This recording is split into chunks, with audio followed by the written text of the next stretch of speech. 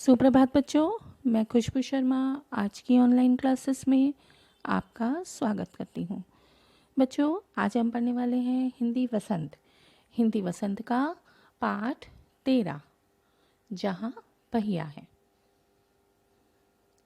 जहाँ पहिया है नामक पाठ के लेखक पी साईनाथ हैं। जहाँ पहिया है की साहित्यिक विधा रिपोर्ताज है। यह पाठ स्त्री विमर्श से संबंधित है। यह पाठ एक प्रेरणा स्रोत है जिसमें लेखक ने पुडुकोट्टई तमिलनाडु की महिलाओं के जीवन संघर्ष का वर्णन किया है। इस पाठ में लेखक ने पुडुकोट्टई में हो रहे सामाजिक परिवर्तन और महिलाओं की आज़ादी का ज्वलंत उदाहरण लोगों के सम्मुख प्रस्तुत किया है।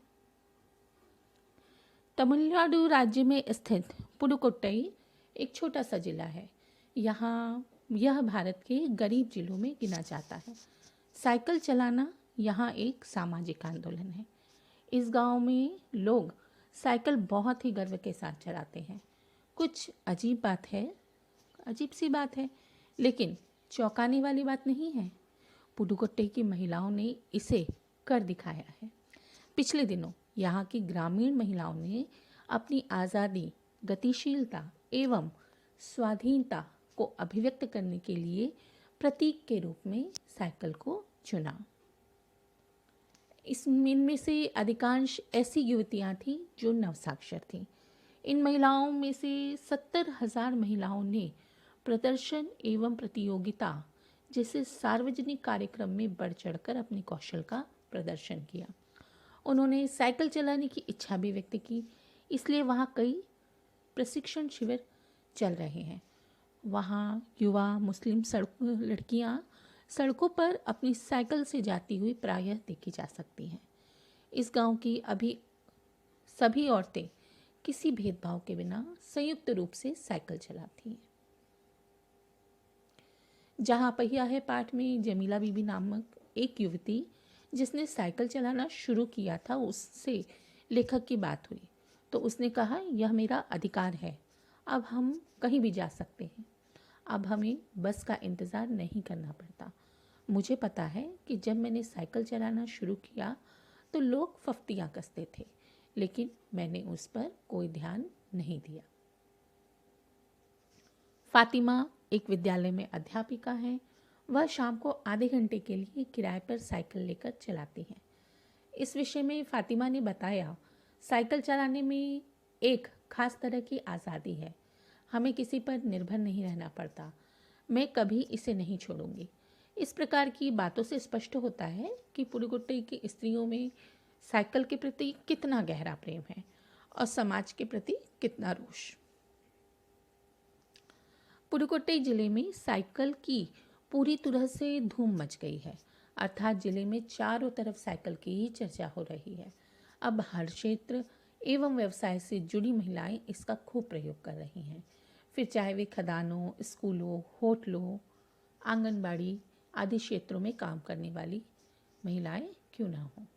दोपहर का खाना पहुंचाने वाली औरतें इसका भरपूर प्रयोग कर रही हैं। इसी संदर्भ में साइकिल आंदोलन की एक नेता का कहना है, मुख्य बात यह है कि इस आंदोलन ने महिलाओं को बहुत आत्मविश्वास दिया है। महत्वपूर्ण यह है कि इससे पुरुषों पर उनकी निर्भरता कम कर दी है। अब साइकिल एक संपूर्ण सवारी बन चुकी है। सड़क पर माँ, उसका बच्चा और उसके पीछे ढेर सा सामान लादे हुए साइकिल चलाती महिला का दृश्य देखा जा सकता है। जहाँ पहिया है पाठ में आरंभ में साइकिल चलाने पर पुरुषों ने इसका जमकर विरोध किया है, लेकिन बाद में इसे सामाजिक मान्यता मिल गई है। पुरुष वर्ग का मानना है कि महिलाओं का साइकिल चलाना इनकी मर्यादा के विपरीत है। किलाकुरुचि गांव में साइकिल सीखने वाली सभी महिलाएं एकत्रित हुई थी और इस प्रकार का आवेग देखकर कोई भी आश्चर्यचकित हो सकता है। यहाँ एक ऐसी युवती जो अभी अभी ही साइकिल चलाना सीखी थी, वे लोग प्रसन्नता के साथ गीत गाते हुए साइकिल चलाती थी। उनमें से एक गाने की पंक्ति है, ओ बहिना आ सीखे साइकिल, घूमे समय के पहिए संग। वर्ष 1992 में अंतर्राष्ट्रीय महिला दिवस के बाद इस जिले में क्रांतिकारी परिवर्तन आया। यहाँ की 1500 महिलाओं ने पुदुकोट्टई जिले की काया ही पलट के रख दी। आर साइकिल्स के मालिक एक ऐसे डीलर थे जिनके यहाँ लेडीज साइकिल की बिक्री में साल भर के अंदर काफ़ी वृद्धि हुई।